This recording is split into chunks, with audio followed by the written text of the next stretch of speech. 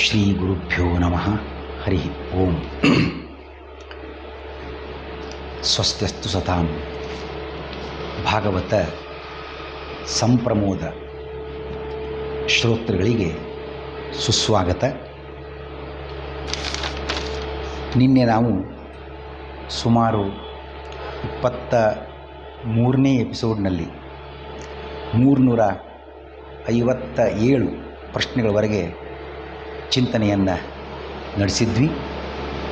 ಇದೀಗ 24ನೇ ಎಪಿಸೋಡ್ 358ನೆಯ ಪ್ರಶ್ನೆಯ ಮೂಲಕ ಪ್ರಾರಂಭಗೊಳ್ತಾ ಇದೆ.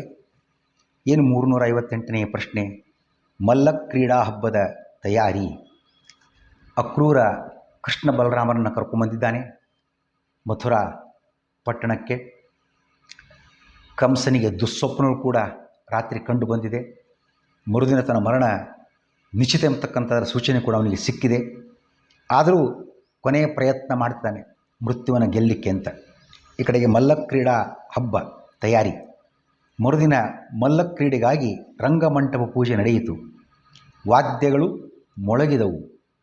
ಪ್ರೇಕ್ಷಕರು, ನಾಗರಿಕರು, ಕಂಸನಿಂದ ಯಾರೆಲ್ಲ ಆಹ್ವಾನಿತರಾಗಿದ್ದರು ಎಲ್ಲರೂ ಬಂದಿದ್ದಾರೆ. ತಮ್ಮ ತಮ್ಮ ಆಸನದಲ್ಲಿ ಆಸೀನರಾಗಿದ್ದಾರೆ. ಕಂಸನು ಕೂಡ ತನ್ನ ಸಿಂಹಾಸನವನ್ನು ಏರಿದ್ದಾನೆ. ಚಾಣೂರ, ಮುಷ್ಟಿಕ ಇವರು ಜಟ್ಟಿಗಳು, ಪೈಲ್ವಾನರು, ಕುಸ್ತಿಪಟುಗಳು, ಅವರು ಕೂಡ ರಂಗಸ್ಥಳಕ್ಕೆ ಬಂದಿದ್ದಾರೆ.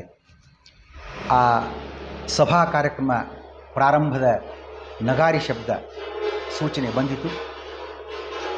ಕೃಷ್ಣ ಹೊರಟಿದ್ದಾನೆ ಸಭಾಮಂಟಪಕ್ಕೆ ಅಂತ. ಆವಾಗ ಕೃಷ್ಣರಾಮರಿಗೆ ಅಡ್ಡವಾಗಿ ಆ ಆನೆಗೆ ಮದ ಬರಿಸಿ ಮದ್ಯಪಾನ ಎಲ್ಲ ಮಾಡಿಸಿ ಮಾವುತ ದಾರಿ ಅಡ್ಡ ನಿಲ್ಲಿಸ್ಬಿಟ್ಟ ಆನೆಯನ್ನು. ಕೃಷ್ಣ ಹೇಳಿದ, ದಾರಿಯನ್ನು ಬಿಡಪ್ಪ, ನಾವು ಒಳಗೆ ಹೋಗಬೇಕಾಗಿದೆ. ನೋ, ಬಿಡೋದಿಲ್ಲ ಅಂತ ಹೇಳಿದ. ಕೃಷ್ಣನ ಮೇಲೇ ಆನೆಯನ್ನು ಹಾಯಿಸಿ ಸಾಯಿಸಲು ಪ್ರಯತ್ನ ಮಾಡಿದ್ದಾನೆ ಆ ಮಾವುತ, ಕಂಸನ ಸೂಚನೆಯಂತೆ. ಕೃಷ್ಣನು ಆನೆಯ ದಂತಗಳನ್ನು ಹಿರಿದು ಅವುಗಳಿಂದ ಮಾವುತ ಹಾಗೂ ಆನೆ ಎರಡನ್ನೂ ಕೂಡ ಸಂಹಾರ ಮಾಡಿದ್ದಾನೆ. ಆನಂತರ ಮುಂದೆ ಹೆಜ್ಜೆ ಹಾಕುವಾಗ ಕೃಷ್ಣ ಚಾಣೂರ ಇವರ ಸಂವಾದ ನಡೀತದೆ.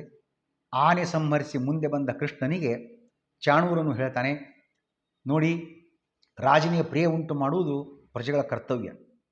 ನಾನು ನೀನು ಕೃಷ್ಣ ಹೇಳ್ತಾನೆ. ಹಾಗೆಯೇ ಬಲರಾಮ ಮುಷ್ಟಿಕ ಸೇರಿ ಇಬ್ಬರು ಫೈಟಿಂಗ್ ಮಾಡೋಣ, ಮುಷ್ಟಿ ಯುದ್ಧ ಮಾಡೋಣ, ರಾಜನಿಗೆ ಕಂಸನಿಗೆ ಮುದ ನೀಡೋಣ, ಸಜ್ಜಾಗಿರಿ ಮಲ್ಲ ಯುದ್ಧಕ್ಕೆ ಅಂತ ಸೂಚನೆ ಕೊಡ್ತಾನೆ. ಆಯಿತು, ಕೃಷ್ಣ ಹೇಳಿದ. ಕೃಷ್ಣ ಚಾಣೂರ ಈ ಒಂದು ಜೋಡಿ, ಬಲರಾಮ ಮುಷ್ಟಿಕ ಮತ್ತೊಂದು ಜೋಡಿ, ಪರಸ್ಪರ ಮಲ್ಲ ಯುದ್ಧ ಪ್ರಾರಂಭ ಆಗಿದೆ. ಮುಷ್ಟಿಯಿಂದ ಮುಷ್ಟಿ, ಕಾಲಿನಿಂದ ಕಾಲು ಹೊಡೆದುಕೊಳ್ಳೋದು, ತಿರುಗಿಸಿ ಎತ್ತಿ ಬಿಸಾಡೋದು, ಒಬ್ಬರನ್ನೊಬ್ಬರು ಮಿಸುಕಾಡದಂತೆ ಒತ್ತಿ ಹಿಡಿಯುವುದು ಮುಂತಾದ 420ಕ್ಕೂ ಹೆಚ್ಚು ಕುಸ್ತಿಯ ವಿವಿಧ ವರಸೆಗಳನ್ನು ಎರಡೂ ಜೋಡಿಗಳು ತೋರಿದ್ದಾವೆ. ಆಗ ಸ್ತ್ರೀಯರ ಗುಂಪಿನಲ್ಲಿ ಒಂದು ಮಾತು ಕೇಳಿ ಬಂತು. ಎಲ್ಲರೂ ನೋಡ್ತಾ ಇದ್ದಾರೆ ಸಭಾ ಮಂಟಪದಲ್ಲಿ, ಆ ಮಲ್ಲ ಮಂಟಪದಲ್ಲಿ. ಅಲ್ರಿ, ಈ ಗುಡ್ಡದಂತಿರುವ ಜಟ್ಟಿಗಳಲ್ಲಿ ಆ ಪುಟ್ಟ ಬಾಲಕರು ರಾಮಕೃಷ್ಣರು, ಪುಟ್ಟ ಬಾಲಕನಿಸಿದ ರಾಮಕೃಷ್ಣರಲ್ಲಿ ಯಾವಾಗಲೂ ಹೋರಾಟ, ವಾದ ವಿವಾದ, ವಿವಾಹ ಇವೆಲ್ಲ ಯಾವಾಗ ಯಾರಲ್ಲಿ ಅಂತಂದರೆ ಸಮಾನವಾಗಿರ್ತಕ್ಕಂಥವರಲ್ಲಿ. ಸಮಾನಶೀಲವು ವ್ಯಸನೇಶು ಸಖ್ಯಂ ಅಂತ ಒಂದು ಮಾತು. ಯಯೋಹೋ ಮೈತ್ರಿ, ಯಯೋರೇವ ಸಮಂ ವಿತ್ತಂ, ಯಯೋರೇವ ಸಮಂ ವಯಃ, ತಯೋರ್ವಿವಾಹೋ ಮೈತ್ರಿ ಚ ನ ಉತ್ತಮ ಅಧಮಯೋರಪಿ.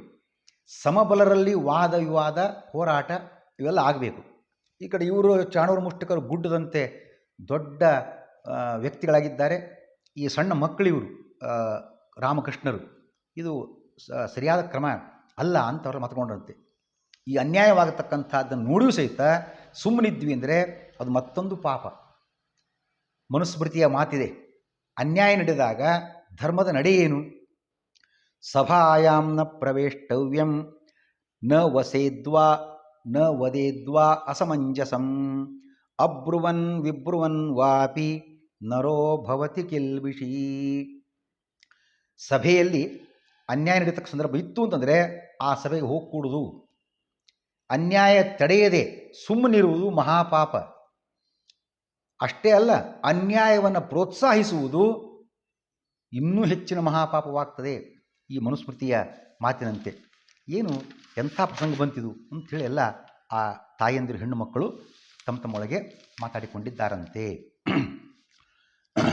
ಆವಾಗ ಚಾಣೂರ ಮುಷ್ಟಿಕ ಯುದ್ಧ ಪ್ರಾರಂಭ ಆಗಲೇ ಹೇಳಿದಂತೆ ಪ್ರಾರಂಭವಾಗಿದೆ.